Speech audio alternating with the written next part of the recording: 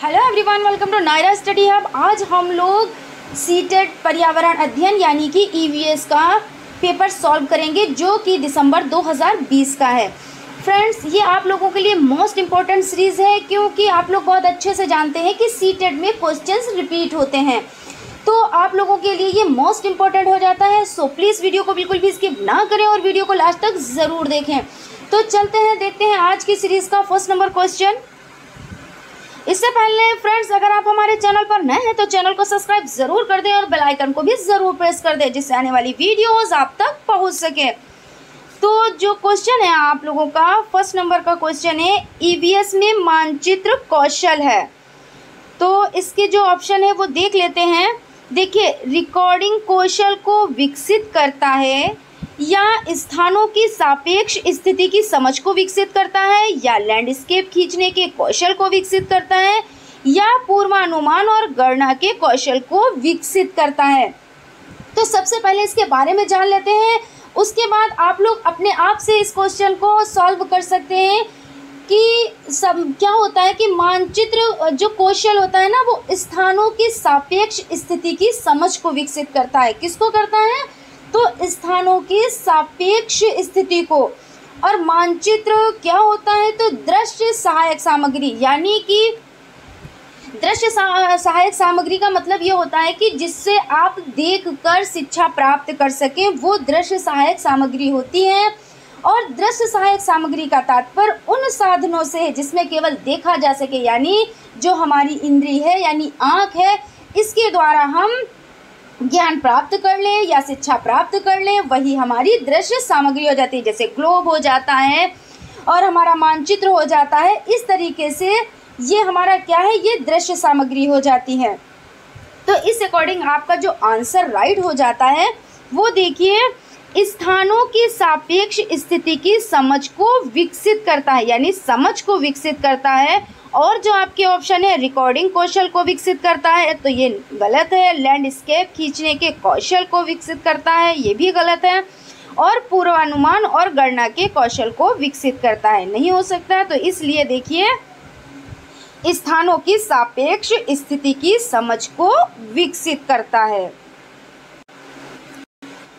उसके बाद चलते हैं अगले क्वेश्चन की तरफ, देखते हैं। अगला क्वेश्चन है, कक्षा 5 के समियन आमतौर पर अपना दिया हुआ कार्य यानी कक्षा का कार्य नहीं करते हैं। मुद्दे को हल करने का सबसे अच्छा उपाय हो सकता है।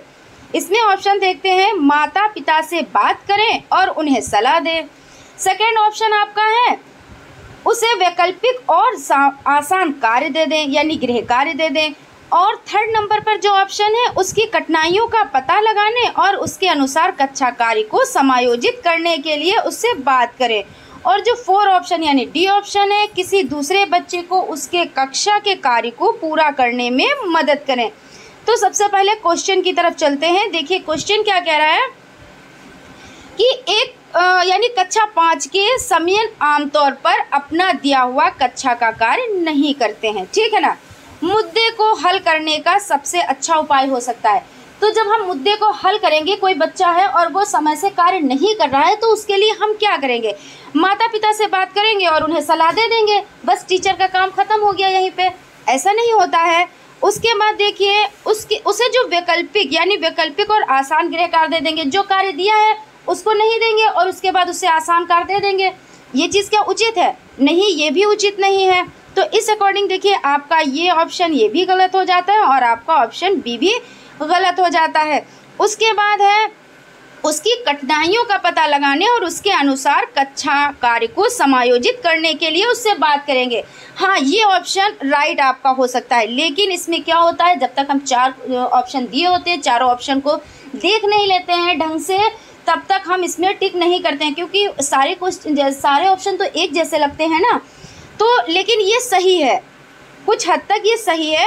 आप इसको पहले मान के चलें। देखिए, पहले क्या करेंगे, उसकी कठिनाई का पता लगाएंगे कि आखिर ये गृह कार्य क्यों नहीं कर पा रहा है। फिर क्या करेंगे, उसके अनुसार कक्षा कार्य को समायोजित करने के लिए उससे बात करेंगे। और जो आपका 4 ऑप्शन हो जाता है वो है, किसी दूसरे बच्चे को उसके कक्षा के कार्य को पूरा करने में मदद करेंगे। ये तो नहीं सही है। तो जो सबसे राइट आंसर यानी कि जो सबसे सही आंसर है वो आपका यही हो जाता है कि उसकी कठिनाई का पता लगाएंगे और उसके अनुसार कक्षा कार्य को समायोजित करने में उससे यानी करने के लिए उससे बात करेंगे। क्वेश्चन है आपका, अगले क्वेश्चन की तरफ चलते हैं, देखते हैं। देखिए, मुस्कान ने परिवहन में डीजल वाहनों का उपयोग निषिद्ध होना चाहिए विषय पर एक वाद विवाद का आयोजन किया। मुस्कान के द्वारा इस विषय पर कक्षा में वाद विवाद के आयोजन का क्या उद्देश्य है? देखिए, एक लड़की मुस्कान है, उसने क्या किया, परिवहन में डीजल वाहनों का उपयोग निषिद्ध होना चाहिए विषय पर एक वाद विवाद का आयोजन किया, ठीक है ना। अब मुस्कान के द्वारा इस विषय पर कक्षा में वाद विवाद के आयोजन का क्या उद्देश्य है? तो जो आपका ए ऑप्शन है वो देखते हैं, वह आधुनिक वाहनों के उपयोग के लाभों पर छात्रों को संवेदनशील बनाना चाहती है, या देखिए यहाँ इस मुद्दे पर छात्रों को कई दृष्टिकोणों की सराहना करने में मदद करता है, या देखिए थर्ड ऑप्शन यानी सी ऑप्शन है कि वह पूरी तरह से परिवहन में डीजल वाहनों पर प्रतिबंध लगाने की आवश्यकता पर छात्रों को संवेदनशील बनाना चाहती है, या डी ऑप्शन है यह छात्रों के विचारों को जानने और उन्हें सही करने में मदद करती है। तो इसका आंसर पहले देख लेते हैं। देखिए, यह छात्रों के विचारों को जानने और उन्हें सही करने में मदद करेगा, तो ऐसा नहीं, आप देख लेते हैं। सबसे जो सटीक आंसर है वही आपका राइट आंसर होता है। देखिए, ऐसे आप लोगों को लगता है कि सारे ऑप्शन सही हैं, लेकिन इसको बड़े ही ध्यान से पढ़ना होता है और जो आसान लगते हैं वही सबसे टफ हो जाते हैं, क्योंकि ऐसा लगता है कि ये इस पर टिक कर दे, लेकिन नहीं, जब तक सारे ऑप्शन यानी कि 4 ऑप्शन दिए थे, 4 ऑप्शन आप लोग पढ़ ना लें उसके बाद ही आप लोग टिक करें, ठीक है ना। तो देखिए क्या है कि वह आधुनिक वाहनों के उपयोग के लाभों पर छात्रों को संवेदनशील बनाना चाहती है, नहीं, यह आंसर सही नहीं है। उसके बाद है, यह इस मुद्दे पर छात्रों को कई दृष्टिकोणों की सराहना करने में मदद करता है, तो ये ऑप्शन आपका राइट हो सकता है। लेकिन फिर भी हम एक बार फिर से देख लेते हैं। देखिए है, वह पूरी तरह से परिवहन में डीजल वाहनों पर प्रतिबंध लगाने की आवश्यकता पर छात्रों को संवेदनशील बनाना चाहती है, ये भी आंसर राइट नहीं है। और देखिए, यह छात्रों के विचारों को जानने और उन्हें सही करने में मदद करेगी। इस अकॉर्डिंग आपका जो राइट आंसर हो जाता है वो आपका B option is the right answer, यानी यह इस मुद्दे पर छात्रों को कई दृष्टिकोणों की सराहना करने में मदद करता है। अगला देखिए, अगला क्वेश्चन है, कुछ हजार साल पहले भारत में तालाबों के निर्माण के अल-बिरूनी के अवलोकन के आधार पर कक्षा 5 के ईवीएस के पाठ्यपुस्तक में एक अनुच्छेद है। इस अनुच्छेद को शामिल करने का क्या उद्देश्य होगा? तो देख लेते हैं क्या उद्देश्य होगा। यह इतिहास की स्रोतों को यानी स्रोतों की पहचान करने में शिक्षार्थियों की मदद करता है, या यह शिक्षार्थियों को उनके अवलोकनों की रिकॉर्डिंग में सुधार करने में मदद करता है, या ये देखिए है कि यह शिक्षार्थियों को कुछ 1000 साल पहले भारत में मौजूद तकनीक की सराहना करने में मदद करता है, या डी ऑप्शन है, या शिक्षार्थियों को इतिहास में साक्ष्य की भूमिका की सराहना करने में मदद करता है। तो देख लेते हैं इसमें जो राइट आंसर है। देखिए, सबसे पहले ऑप्शन में चलते हैं। इसमें जो आंसर दिए हैं, ए ऑप्शन है ओनली, यानी केवल ए और डी, या केवल ए और सी, और आपका सी ऑप्शन है ए, बी और सी, या डी ऑप्शन है ए, सी और डी। तो इसमें हम देख लेते हैं जो इसका राइट आंसर बनता है वो आपका हो जाता है कि यह इतिहास के स्रोतों की पहचान करने में शिक्षार्थियों की मदद करता है। आपका ये राइट हो जाता है, यानी आपका ए राइट हो जाता है, ठीक है ना। उसके बाद यह शिक्षार्थियों को उनके अवलोकनों की रिकॉर्डिंग में सुधार करने में मदद करता है, ये नहीं सही है, तो इसको कट कर देते हैं। आपका ए आपका जो सही है, बी आपका गलत है। लेकिन अभी चलते हैं, देखते हैं अभी और क्या बोल रहे हैं। यह शिक्षार्थियों को कुछ 1000 साल पहले भारत में मौजूद तकनीकी की सराहना करने में मदद करता है। तो ये आपका राइट हो जाता है, यानी आपका देखिए ए और सी राइट हो गया। अब उसके बाद डी देख लेते हैं। डी है, यह शिक्षार्थियों को इतिहास में साक्ष्य की भूमिका की सराहना करने में मदद करता है। तो इस हिसाब से आपका डी ऑप्शन भी राइट हो जाता है, यानी कि ए, सी और डी ये आपके राइट हो जाते हैं। इस अकॉर्डिंग देखिए आपका जो राइट आंसर हो जाता है वो डी ऑप्शन राइट हो जाता है, यानी कि ए, सी और डी ऑप्शन। ठीक है ना। नेक्स्ट चलते हैं। नेक्स्ट क्वेश्चन है, ईवीएस की एकीकृत प्रकृति सहायक है। तो फर्स्ट ऑप्शन आपका है, शिक्षार्थी केंद्रित उपागम का पालन करने और संकल्पनाओं की आर्थिक संख्या का परिचय देने में, या देखिए है दी गई सूचनाओं को विवरणों से सीखने में, और जो सी ऑप्शन है वो है पाठ्यचर्या के भार को कम करने और विशिष्ट प्रकरणों को पेश करने में, और डी ऑप्शन है पाठ्यचर्या के भार को कम करने और शिक्षार्थियों को सार्थकता पूर्वक सीखने में। तो इसके बारे में थोड़ी सी हम जानकारी प्राप्त करते हैं, उसके बाद हम लोग आगे बढ़ते हैं। देखिए ईवीएस की एकीकृत प्रकृति पाठ्यचर्या के भार को कम करने और शिक्षार्थी को सार्थकता पूर्वक सीखने में सहायक है। बोझ रहित अधिगम, यानी कि जो बोझ का मतलब क्या होता है, बोझ मतलब बस्ते का बोझ, बैग का बोझ, और रहित का मतलब बिना बोझ के, अधिगम यानी लर्निंग। राष्ट्रीय शिक्षा सलाहकार समिति की रिपोर्ट 1993, ईश्वर भाई पटेल समीक्षा समिति 1977, और देखिए एनसीईआरटी कार्य 1984, और शिक्षा के लिए समीक्षा समिति पर राष्ट्रीय नीति 1990 ने सीखने के कार्य को, देखिए 1990 ने सीखने के कार्य को आसान करने के लिए छात्रों पर शैक्षणिक बोझ को कम करने के लिए एकीकृत प्रकृति पाठ्यचर्या का सुझाव दिया है। इस अकॉर्डिंग आपका जो राइट आंसर हो जाता है, यानी कि देखिए पाठ्यचर्या को अभी जो आपने पढ़ा इससे क्या निष्कर्ष निकलता है कि जो बस्ते का बोझ है तो उसको खत्म करना, कम करना, तो पाठ्यचर्या के भार को कम करने और शिक्षार्थियों को सार्थकता पूर्वक सीखने में, D option is the right answer. उसके बाद आपका है नेक्स्ट क्वेश्चन है,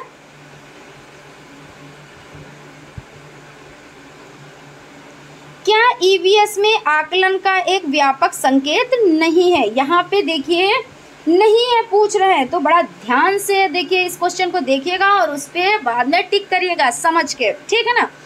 तो क्या ईवीएस में आकलन का एक व्यापक संकेतक नहीं है, तो समानता के प्रति सरोकार, अवधारणा मानचित्रण, सहयोग, न्याय के प्रति सरोकार। तो क्या है इसमें देखिए ईवीएस में आकलन का एक व्यापक संकेतक कौन सा नहीं है ये पूछ रहे हैं। तो समानता के प्रति सरोकार ये है, लेकिन यहाँ पे नहीं पूछ रहे हैं, तो जो है वो गलत होगा और जो नहीं है वही सही होगा। फिर उसके बाद अवधारणा मानचित्र, तो ये नहीं है। फिर सहयोग ये है और न्याय के प्रति सरोकार ये है, इसलिए जो है वो गलत हो जाते हैं और जो नहीं है वो आपका राइट आंसर हो जाता है। इस according B option is the right answer, यानी अवधारणा मानचित्रण। देखिए अवधारणा मानचित्रण ईवीएस में आकलन का एक व्यापक संकेतक नहीं है, जबकि समानता के प्रति सरोकार, सहयोग, न्याय के प्रति सरोकार आकलन का संकेतक है और अधिगम के आकलन सीखने के लिए किया गया आकलन संवादात्मक और रचनात्मक प्रक्रिया है, जिसके द्वारा क्या होता है, जिसके द्वारा शिक्षक को यह ज्ञात होता है कि विद्यार्थियों का उचित अधिगम हो रहा है या नहीं हो रहा है, ठीक है ना। क्वेश्चन है आपका, पर्यावरण अध्ययन में प्रश्न करने को एक युक्ति के रूप में प्रयोग किया जाता है।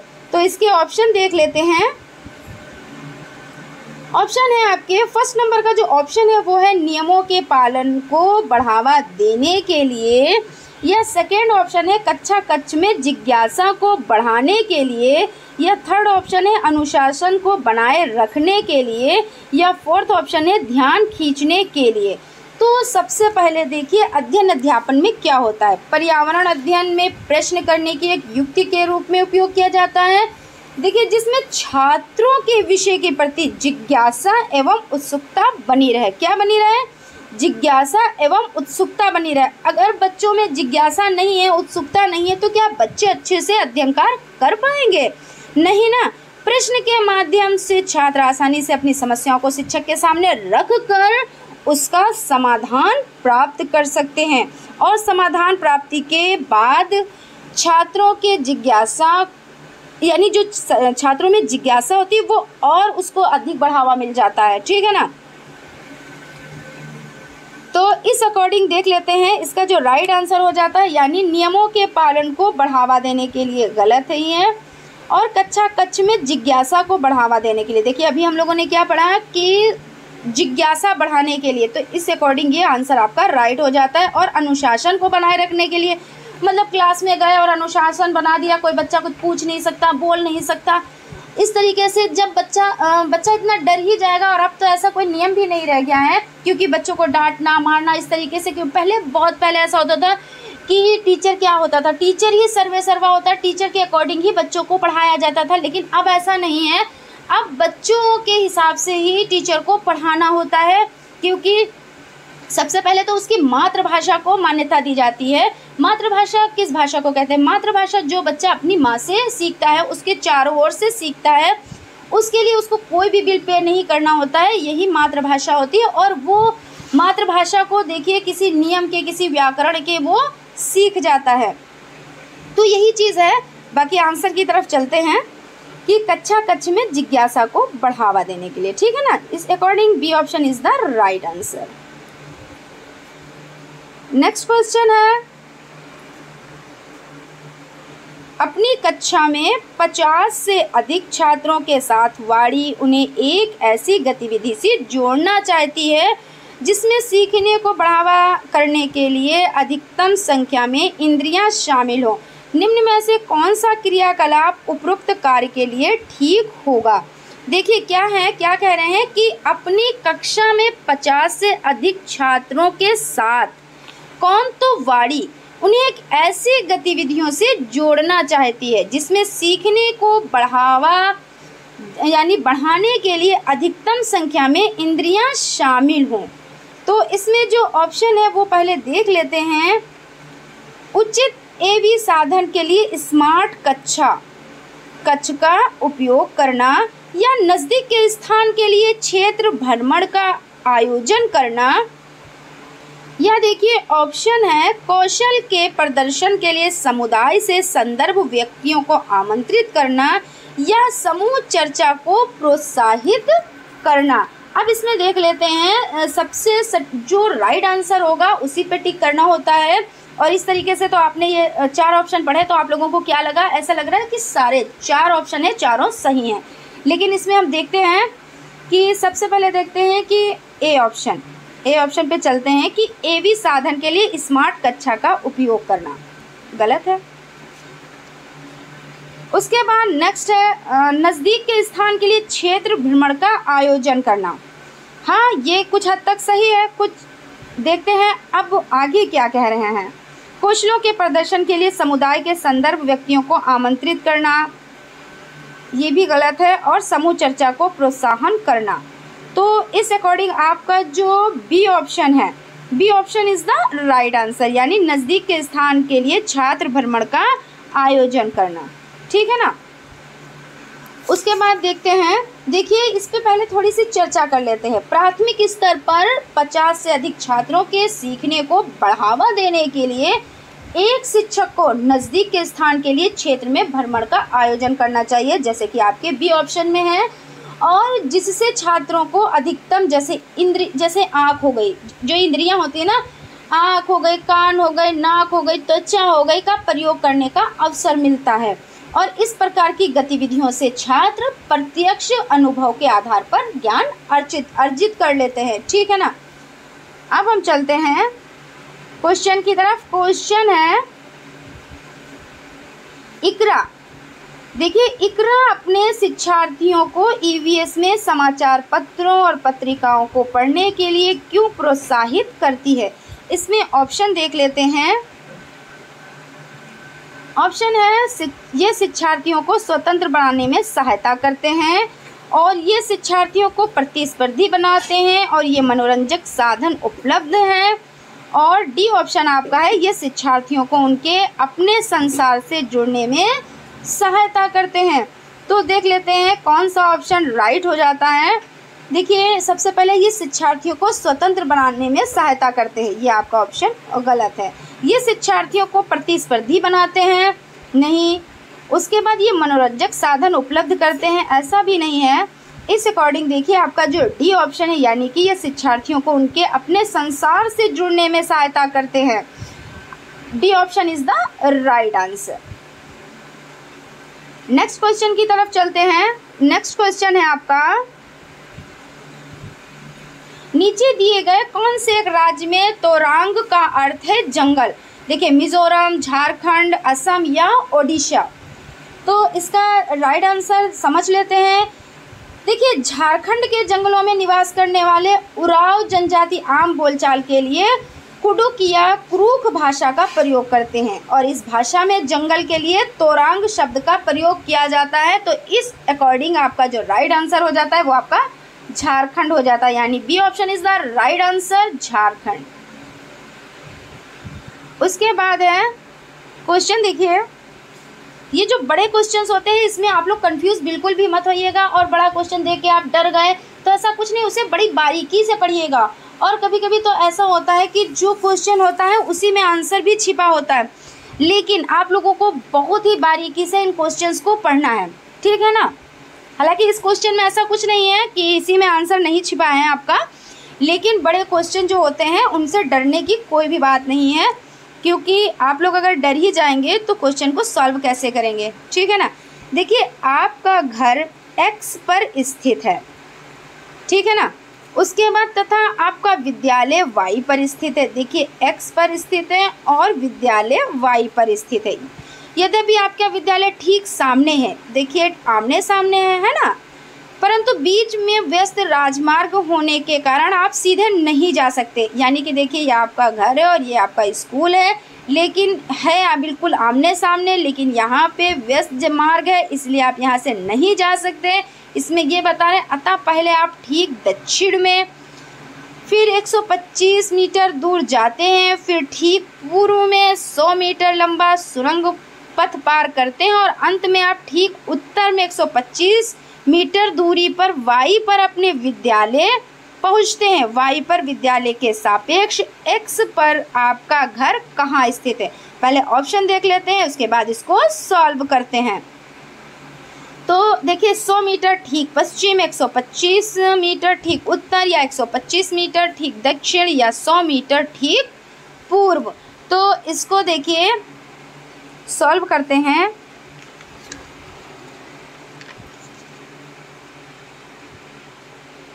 सबसे पहले ये क्या कह रहे हैं कि जो आपका घर है, यानी आपका घर एक्स पर है, एक्स हो गया, और उसके बाद क्या कह रहे हैं, आपका विद्यालय वाई पर स्थित है, वाई पर स्थित, यद्यपि आपका विद्यालय ठीक सामने है, ठीक है ना। तो ये सामने वाई है, विद्यालय है, ठीक है। फिर उसके बाद देखिए क्या कह रहे हैं, यद्यपि आपका विद्यालय ठीक सामने है परंतु बीच में व्यस्त राजमार्ग होने, अब यहाँ पे व्यस्तता है, व्यस्त राजमार्ग है होने के कारण आप सीधे नहीं जा सकते। यानी कि वैसे तो बड़ा आसान था, यहाँ से गए और यहाँ पे पहुँच गए, लेकिन यहाँ पे व्यस्त है राजमार्ग, इसलिए नहीं जा सकते। अतः पहले आप ठीक दक्षिण में 125 मीटर दूर चलेंगे। तो सबसे पहले क्या कर लेते हैं, सबसे पहले देखिए आप लोग बहुत अच्छे से जानते हैं, इस तरीके से उत्तर, दक्षिण और पश्चिम और पूर्व, इस अकॉर्डिंग देखिए क्या कह रहे हैं, दक्षिण में 125 मीटर। तो दक्षिण आपका जब उत्तर में है और उत्तर से दक्षिण में जाने के लिए तो उत्तर से दक्षिण में जाने के लिए, यानी देखिए उत्तर से दक्षिण में कितना गए हैं, तो 125 मीटर। कितना गए हैं, तो 125 मीटर। और उसके बाद देखिए फिर ठीक पूर्व में, तो पूर्व कहाँ है, दक्षिण से पूर्व ये देखिए है, तो दक्षिण से पूर्व कितना गए, 100 मीटर।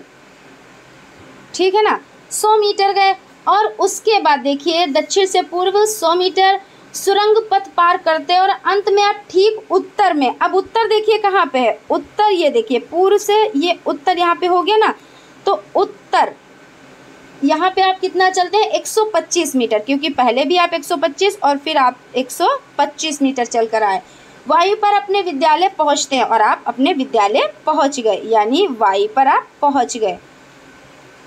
विद्यालय के सापेक्ष x पर आपका घर कहाँ स्थित है, तो देख लीजिए आंसर है, ऑप्शन आपका जो है वो देखिए 100 मीटर ठीक पश्चिम, 125 मीटर ठीक उत्तर और 125 मीटर ठीक दक्षिण और 100 मीटर ठीक पूर्व। तो देखिए इस अकॉर्डिंग आपका आंसर कौन सा हो जाता है कि 100 मीटर ठीक पश्चिम, है ना, क्योंकि ये पूछ क्या रहे हैं, विद्यालय के सापेक्ष आपका घर कहाँ है। तो जैसे देखिए विद्यालय पहुँचे और उसके सापेक्ष बिल्कुल सामने, सामने ही तो घर है ना, तो जब सामने घर है तो फिर तो कहाँ पे हुआ, तो इस अकॉर्डिंग आपका जो आंसर हो जाता है वो पश्चिम। और देखिए यहाँ पे पश्चिम हो गया, ये x हो गया और ये पूर्व क्या हो गया, ये y हो गया। तो इस अकॉर्डिंग आपका राइट आंसर बनता है A option is the right answer, यानी 100 मीटर ठीक पश्चिम। ठीक है ना, आशा करती हूँ आप लोगों को बहुत अच्छे से समझ में आया होगा। नेक्स्ट क्वेश्चन की तरफ चलते हैं।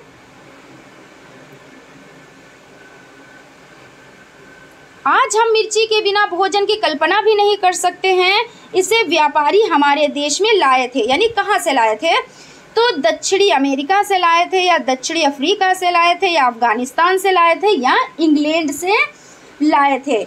तो देखिए आज हम मिर्ची के बिना भोजन की कल्पना भी नहीं कर सकते हैं, इसे हमारे देश में, यानी कि देखिए हमारे देश में दक्षिणी अमेरिका से पुर्तगाली व्यापारियों द्वारा लाया गया था। किसके द्वारा लाया गया था, तो पुर्तगाली व्यापारियों द्वारा लाया गया था।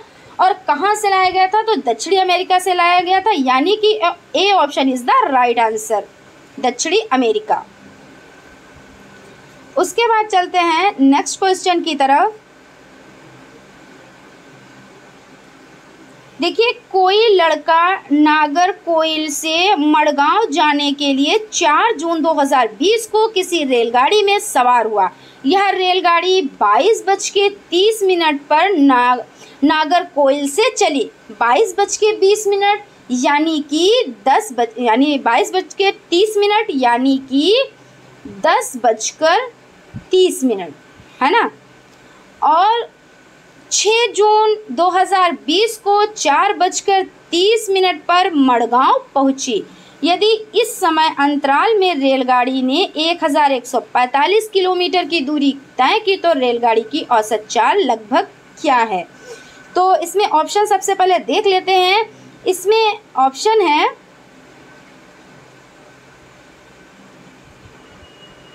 40.5 किलोमीटर आवर या 42.5 किलोमीटर, या देखिए 36.5 किलोमीटर आवर या 38.5 किलोमीटर आवर।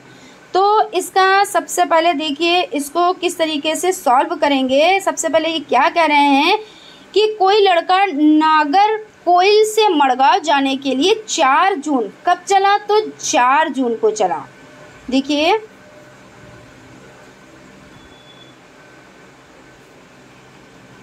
4 जून से चला ना, 4 जून।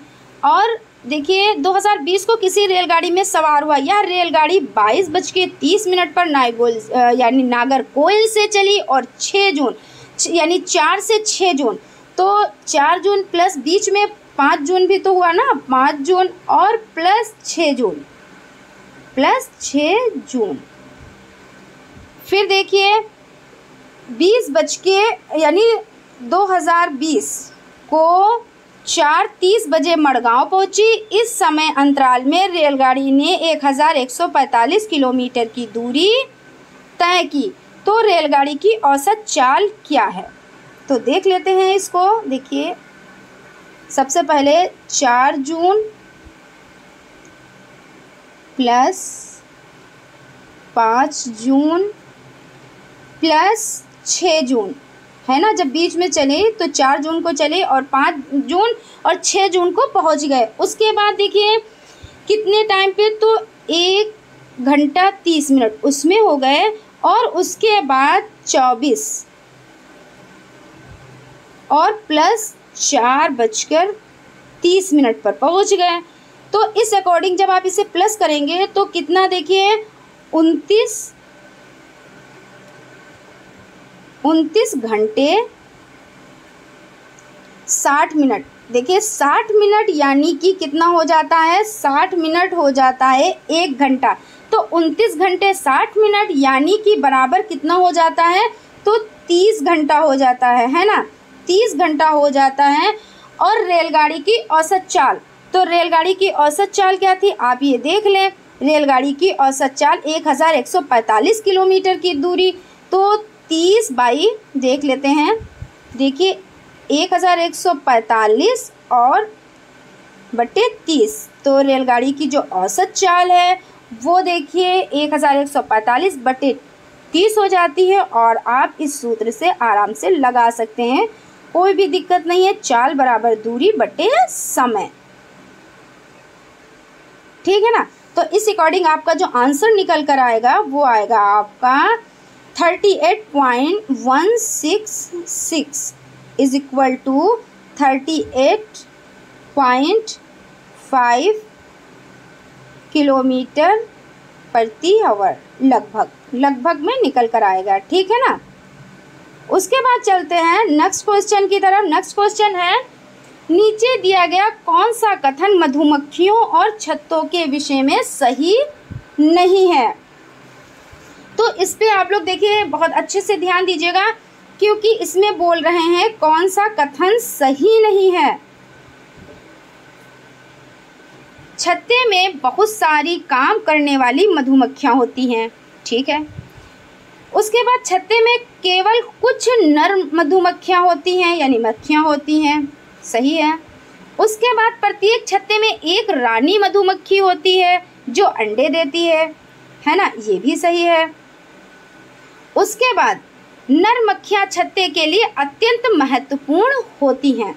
तो इसके बारे में थोड़ा देख लेते हैं, उसके बाद आंसर आप अपने आप से कर पाएंगे और उम्मीद करती हूँ कर ही लेंगे। देखिए मधुमक्खियाँ कितने प्रकार की होती हैं, तो सबसे पहले तो मधुमक्खियाँ 3 प्रकार की होती हैं।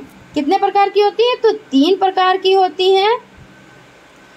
रानी मक्खी होती है, श्रमिक मक्खी होती है और नर मक्खी होती है।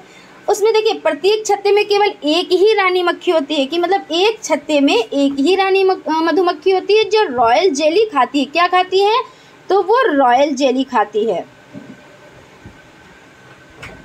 एवं अंडे देती है। छत्ते में सबसे अधिक श्रमिक मक्खियां पाई जाती हैं जो छत्ते का निर्माण, मधुमक्खी का निर्माण एवं अन्य कार्य करती हैं, जबकि छत्ते में कुछ ही नर मक्खियां पाई जाती हैं जिनका काम क्या होता है, केवल रानी मक्खी के साथ मैथुन क्रिया कर अंडों को निषेचित करना होता है। तो देखिए इस अकॉर्डिंग जो आपका राइट आंसर हो जाता है वो आपका डी ऑप्शन हो जाता है, यानी कि नर मक्खियां छत्ते के लिए अत्यंत महत्वपूर्ण होती हैं। क्वेश्चन क्या पूछ रहे थे, क्वेश्चन आपका ये पूछ रहे हैं कि नीचे दिया गया कौन सा कथन मधुमक्खियों और छत्तों के विषय में सही नहीं है। तो सही नहीं है, तो इस अकॉर्डिंग आपका नर मक्खियां छत्तों के लिए अत्यंत महत्वपूर्ण होती है, ऐसा नहीं है। जबकि ऐसा है कि छत्ते में बहुत सारी काम करने वाली मक्खियां होती हैं, ये आपका ऑप्शन राइट हो जाता है। छत्ते में केवल कुछ नर मक्खियां ही होती हैं, ये भी आपका राइट ऑप्शन हो जाता है। और प्रत्येक छत्ते में एक रानी मक्खी होती है, क्योंकि एक छत्ते में एक ही रानी मक्खी होती है जो अंडे देती है, ये आपका ऑप्शन राइट हो जाता है। इस अकॉर्डिंग आपका डी ऑप्शन, ये देखिए जब सारे ऑप्शन राइट है इसलिए ये रॉन्ग है, और जो डी ऑप्शन रॉन्ग है वही आपका राइट हो जाता है, क्योंकि यहाँ पे पूछा ही रॉन्ग गया है, तो रॉन्ग ही पे तो आप टिक करेंगे, और जब रॉन्ग पे टिक करेंगे तभी वो आपका राइट आंसर होगा, ठीक है ना। उसके बाद चलते हैं, निम्नलिखित में से किसके नेतृत्व में बनाया गया था?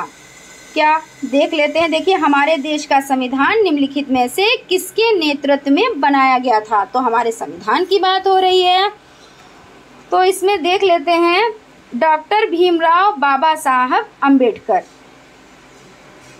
उसके बाद है सर्वपल्ली राधाकृष्णन, यह आपका हो जाता है मोहनदास करमचंद गांधी, और यह आपका हो जाता है सरदार वल्लभ भाई पटेल। तो इसका राइट आंसर जान लेते हैं।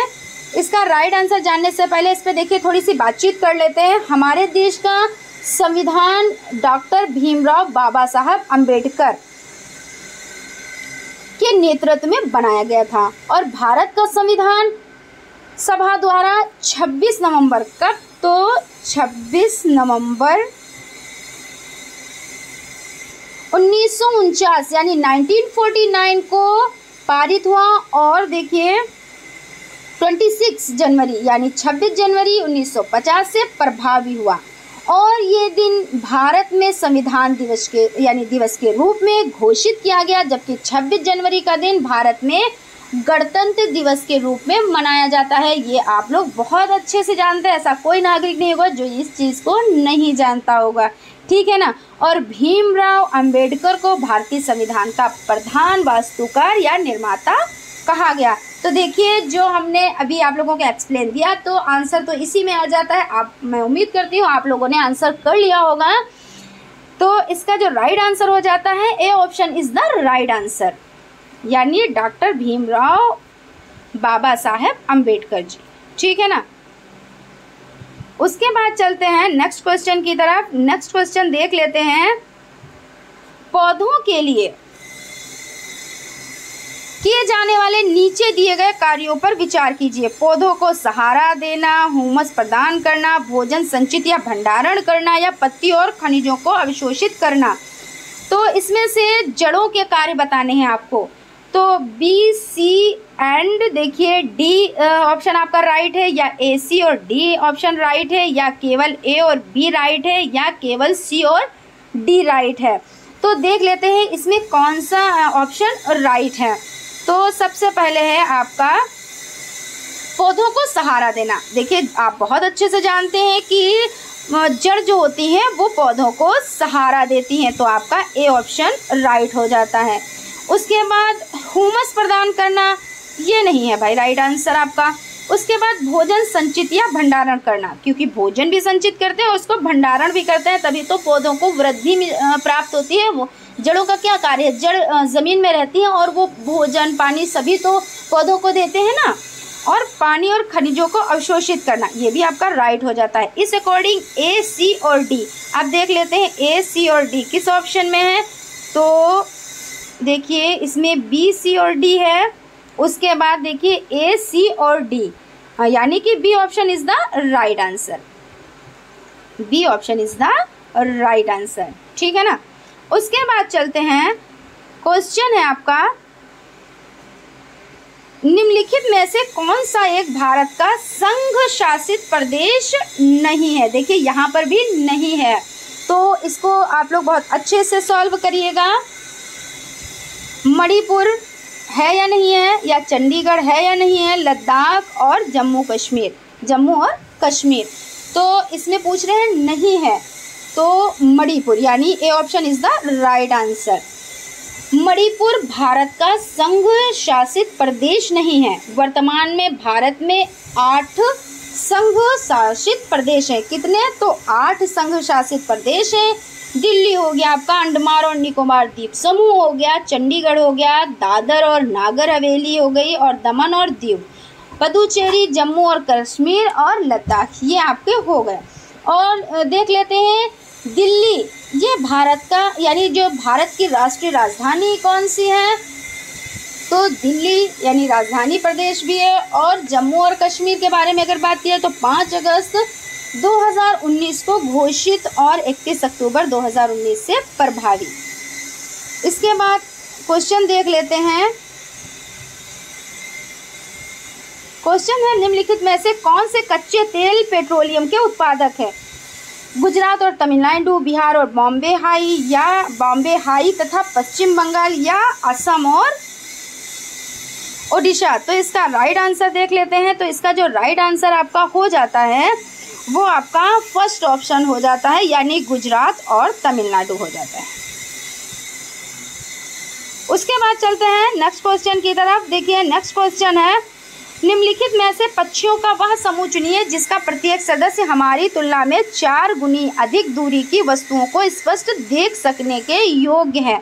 तो इसमें जो आपका फर्स्ट ऑप्शन है वो आपका देखिए हो जाता है कौवा, चील और बुलबुल हो जाता है, बाज, चील और गिद्ध हो जाता है, या फाख्ता, कौवा और मोर हो जाता है, या बाज, कबूतर और तोता हो जाता है। तो इसमें आप लोगों को बहुत अच्छे से पता है, आप लोग इसको कर पाएंगे, क्योंकि आपका जो देखिए बाज होता है, बाज हो गया, चील हो गए और गिद्ध हो गया, वो क्या करता है, वो हमारी तुलना में 4 गुना, कितना, तो 4 गुना अधिक दूरी की वस्तुओं को स्पष्ट रूप से देख सकता है। तो इस according B option is the right answer, यानी बाज, चील और गिद्ध हो जाता है। उसके बाद आपका क्वेश्चन है, पोचमपल्ली भारत के दक्षिणी राज्य का एक कस्बा है जो सुंदरता से डिजाइन की गई चमकदार रंगों की पोचमपल्ली साड़ियों और विशेष प्रकार की बुनाई, जिसे भी पोचमपल्ली ही कहते हैं, के लिए प्रसिद्ध है। यह कस्बा किस राज्य में है? तो देखिए ये किस राज्य में है, तो तेलंगाना में है, या तमिलनाडु में है, या कर्नाटक में है, या केरल में है। तो सबसे पहले इस पे बात कर लेते हैं। तो पोचमपल्ली भारत के दक्षिणी राज्य का एक कस्बा है जो सुंदरता में डिजाइन की गई चमकदार रंगों की पोचमपल्ली साड़ियों, किसके लिए, तो साड़ियों के लिए, और विशेष प्रकार की बुनाई, जिसे पोचमपल्ली इक्ता भी कहते हैं, के कारण प्रसिद्ध है।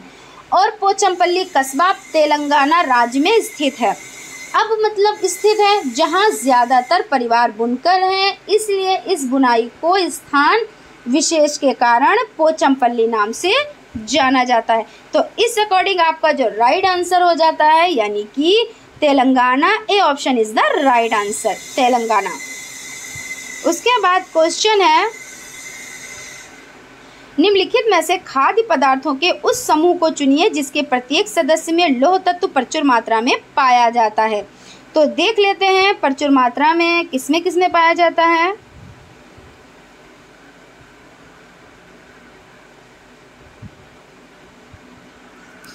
देखिए इसमें है आंवला, बंद गोभी और टमाटर। देखिए जो आपका फर्स्ट ऑप्शन है उसमें आपका हो जाता है आंवला, बंद गोभी और आपका टमाटर हो जाता है। उसके बाद आपका जो बी ऑप्शन है वो आपका हो जाता है बंद गोभी, और आपका देखिए आंवला हो जाता है, और उसके बाद पालक हो जाता है। जो सी ऑप्शन आपका है वो है गुड़, आंवला और टमाटर हो जाता है। और जो आपका डी ऑप्शन है वो आंवला, पालक, ये देखिए यहाँ पे हम लिख देते हैं, डी ऑप्शन है आपका, तो आंवला हो जाता है और पालक हो जाता है और आपका गुड़ हो जाता है। तो इसमें आप लोगों को क्या देखना है, इसमें आप लोगों को उस समूह को चुनना है जिसमें लौह तत्व प्रचुर मात्रा में होते हैं। तो आंवला, पालक और गुड़ में लौह तत्व प्रचुर मात्रा में होते हैं, इसलिए D option is the right answer. देखिए क्या होता है कि जिनमें लौह तत्व प्रचुर मात्रा में पाए जाते हैं, ये क्या करते हैं, शरीर में लौह तत्वों की कमी से एनीमिया नामक बीमारी हो जाती है। अगर इनकी कमी हो जाती है तो शरीर में किस रोग की बीमारी हो जाती है, तो एनीमिया नामक बीमारी हो जाती है। और लौह तत्व के प्रमुख स्रोत कौन कौन से हैं इसको भी देख लेते हैं। जैसे कलेजी हो गई, गुर्दा हो गया, अंडे का पीतक हो गया, हरी सब्जियां हो गई, और फलियां, गुड़, सूखे मेवे, ये हो जाते हैं। फ्रेंड्स अगर आप हमारे चैनल पर नए हैं तो चैनल को सब्सक्राइब ज़रूर कर लें और बेल आइकन को भी ज़रूर प्रेस कर दें, जिससे आने वाली वीडियोज़ आप तक पहुँच सकें। चलते हैं क्वेश्चन की तरफ। क्वेश्चन है आपका, भारत के मानचित्र में दिल्ली की स्थिति के सापेक्ष गांधीनगर यानी गुजरात की राजधानी और पटना यानी बिहार की राजधानी की दिशाएं क्रमशः हैं।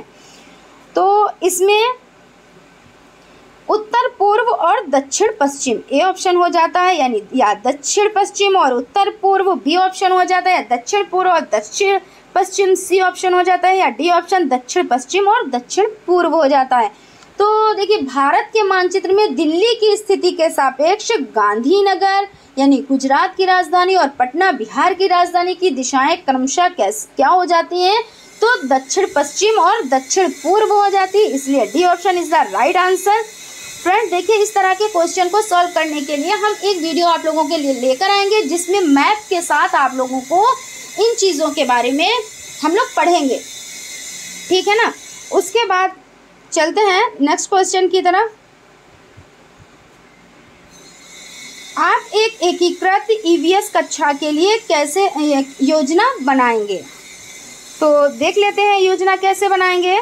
तो विज्ञान और सामाजिक विज्ञान के लिए अलग अध्यापकों का प्रबंध करेंगे, या बी ऑप्शन है पर्यावरण विज्ञान के लिए अलग अध्यापक का प्रबंध करेंगे, या सी ऑप्शन है एक पाठ में 2 या अधिक विषय क्षेत्रों को मिलाएंगे, या अलग योजनाओं में सभी विषयों को अलग करेंगे।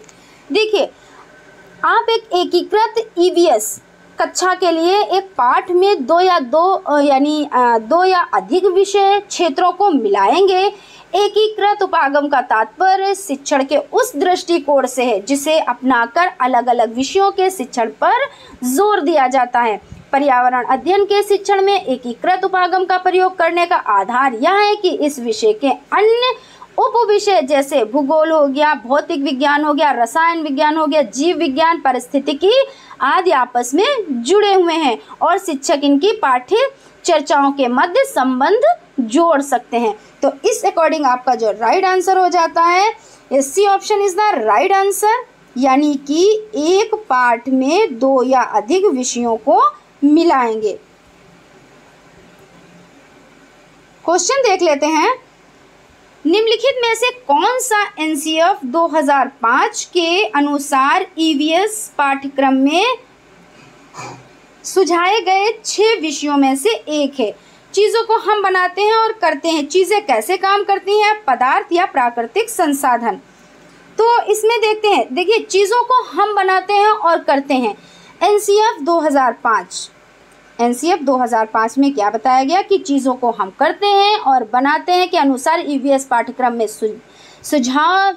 सुझाए गए 6 विषयों में से है। और एनसीएफ 2005 किसी विषय वस्तु को करके सीखने पर बल देता है। किस पे बल देता है? तो करके सीखने पर बल देता है। एनसीएफ 2005 करके सीखने पर बल देता है। तो इस according A option is the right answer, जो हम बनाते हैं और करते हैं। उम्मीद करती हूँ आप लोगों को बहुत अच्छे से समझ में आ गया होगा। नेक्स्ट क्वेश्चन की तरफ चलते हैं।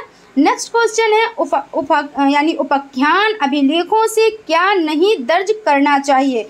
तो मुख्य रूप से समस्याग्रस्त स्थितियों की पहचान करना, सेकेंड है निर्णय वाले कथनों को लिखना, थर्ड है मजबूतियों और कमजोरियों की पहचान करना, या आपका हो जाता है बच्चे की रुचियों और संबंधों आदि की पहचान करना। तो इस अकॉर्डिंग देख लेते हैं।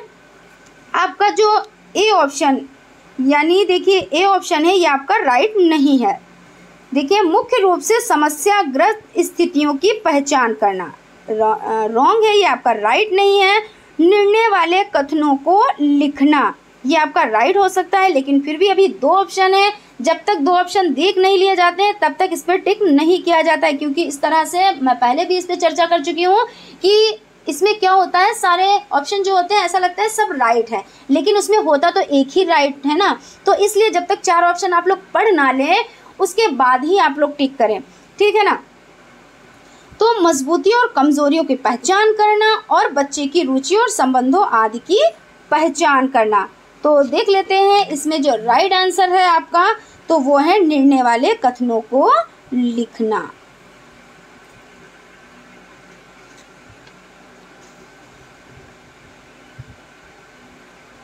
उसके बाद चलते हैं क्वेश्चन की तरफ।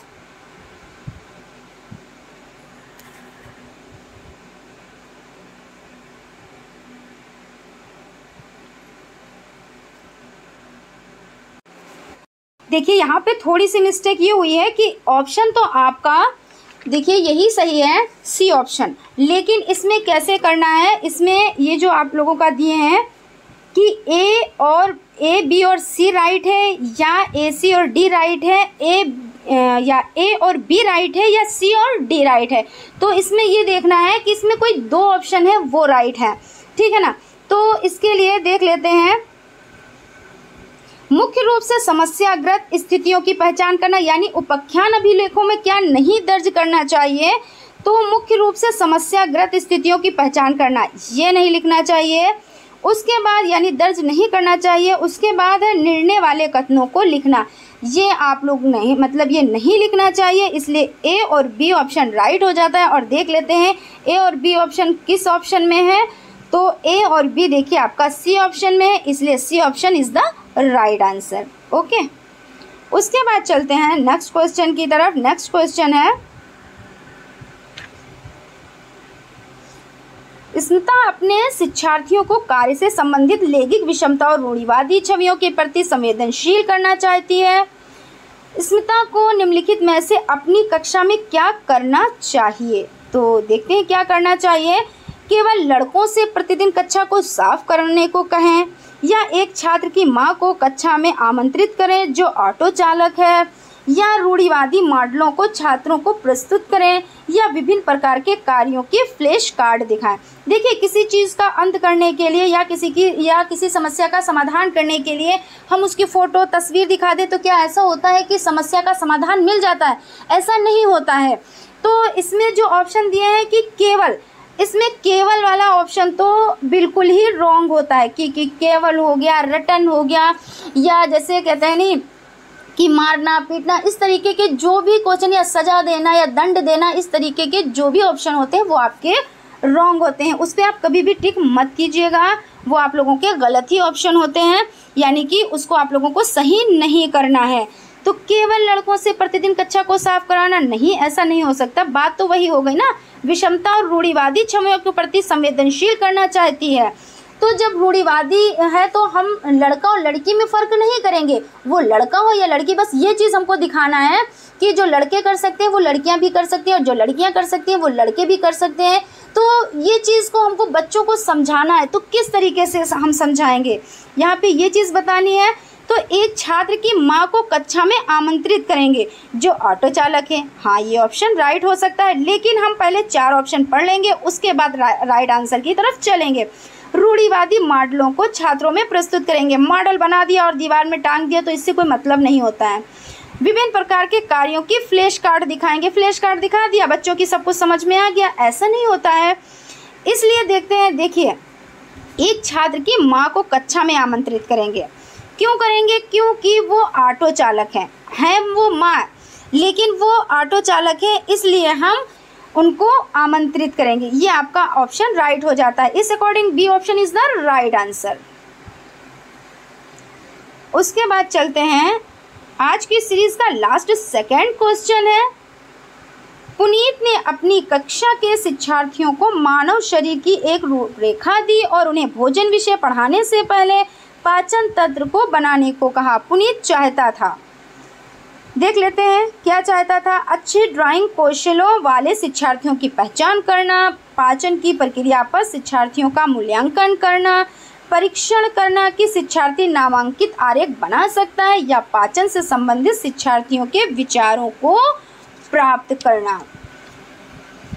तो इसमें देख लेते हैं, देखिए अध्यापक को शिक्षार्थियों को पाठ पढ़ाने से पूर्व छात्रों से उस विषय के संदर्भ में पूर्वानुमान लगाने का प्रयास करना चाहिए, जिससे अध्यापक को ये जानकारी प्राप्त हो सके कि पढ़ाए जाने वाले विषय में छात्रों के पास कितनी जानकारी है। क्योंकि छात्रों को भी देखिए ये चीज़ तो चाहिए कि टेस्ट किस लिए होता है। टेस्ट इसलिए तो होता है कि जितना पढ़ाया गया है बच्चों की वो चीज़ समझ में आ गई है, तो ये चीज़ों की तो जानकारी अध्यापक को होनी ही चाहिए। अतः भोजन विषय पढ़ाने से पहले अध्यापक को पाचन से संबंधित शिक्षार्थियों के विचारों को प्राप्त करना चाहिए, कि उनके विचारों को तो प्राप्त करना चाहिए। तो इस अकॉर्डिंग आपका जो ऑप्शन डी हो जाता है वो राइट हो जाता है, यानी कि देखिए पाचन से संबंधित शिक्षार्थियों के विचारों को प्राप्त करना। आज के सीरीज का लास्ट क्वेश्चन है, इससे पहले फ्रेंड्स क्वेश्चन की तरफ चलें। अगर आप हमारे चैनल पर नए हैं तो चैनल को सब्सक्राइब ज़रूर कर लें और बेल आइकन को भी ज़रूर प्रेस कर दें, जिससे आने वाली वीडियोज़ आप तक पहुँच सकें। क्वेश्चन है, निम्नलिखित में से क्या रचनात्मक आकलन से संबंध में सही नहीं है। देखिए यहाँ पे नहीं है, इन चीज़ों का आप लोग बहुत अच्छे से ख्याल रखिएगा कि नेगेटिव में तो नहीं पूछा जा रहा, क्योंकि कुछ लोग ऐसा करते हैं कि उनको आंसर आते होते हैं लेकिन वो नेगेटिव पे नहीं जाते हैं, यानी नहीं लगा है तो उस पर नहीं जाएंगे और वो जो सही ऑप्शन होगा उसी को राइट कर देंगे। जबकि यहाँ पे सही नहीं पूछा गया, यहाँ पे गलत पूछा गया है। इसका मतलब ये है जो आपका गलत आंसर हो वही आपका सही होगा। इसलिए आप लोग इस तरह के क्वेश्चंस बहुत ही बारीकी से और बहुत ही ध्यान से करिएगा। देखिए, इसको छात्रों की प्रगति की निगरानी करनी चाहिए। बच्चों यानी बच्चे के सीखने की कोई भी जानकारी रचनात्मक आकलन में मदद कर सकती है। रिपोर्ट कार्ड के प्रत्येक तिमाही में इसकी सूचना दी जानी है। और देखिए, अधिगम को सुदृढ़ करने के लिए यह अध्यापक को समय पर कार्रवाई करने में मदद करता है। तो इसका देखिए, सबसे पहले हम इसके बारे में थोड़ी सी चर्चा करते हैं, उसके बाद हम लोग आंसर की तरफ चलते हैं। रचनात्मक आकलन के संबंध में सही है, इसको छात्रों की यानी प्रगति की निगरानी करनी है और बच्चे के सीखने की कोई भी जानकारी रचनात्मक आकलन में मदद कर सकती है। और अधिगम को सुदृढ़ करने के लिए अध्यापक, अधिगम मतलब लर्निंग कैसी देखिए प्रक्रिया, लर्निंग को हम देखिए विद्यालय में जाकर पुस्तक से और अध्यापक से प्राप्त करते हैं। अधिगम का मतलब तो यही होता है। और देखिए, अगर अर्जन की यहाँ पे बात कर ली जाए तो अर्जन क्या होता है, जो बच्चा अपने आप से चीज़ों को अर्जित कर लेता है। जैसे बच्चे ने जन्म लिया और वो अपने जो माहौल होता है, जो घर का माहौल होता है, जो उसकी माँ जैसी भाषा यूज़ करती है उस तरीके से बच्चा सीख लेता है। चाहे वो हिंदी हो, अरबी हो, उर्दू हो, फारसी हो, इंग्लिश हो, कोई भी भाषा, उसके कोई भी नियम, कोई भी कानून उसको नहीं सीखने पड़ते हैं। उसके लिए उसको कोई भी फीस नहीं देनी होती है, कोई भी खर्चा नहीं करना होता है। वो क्या होता है, वो अपने आप से अर्जित हो जाती है। और अधिगम क्या होता है, अधिगम उसको कहते हैं जिसको प्राप्त करने के लिए हमें पुस्तकों की सहायता लेनी पड़ती है, अध्यापकों की सहायता लेनी पड़ती है और समय समय पर हम सीखते रहते हैं, तो इसको हम अधिगम कहेंगे। चलिए हम लोग अपने क्वेश्चन की तरफ चलते हैं।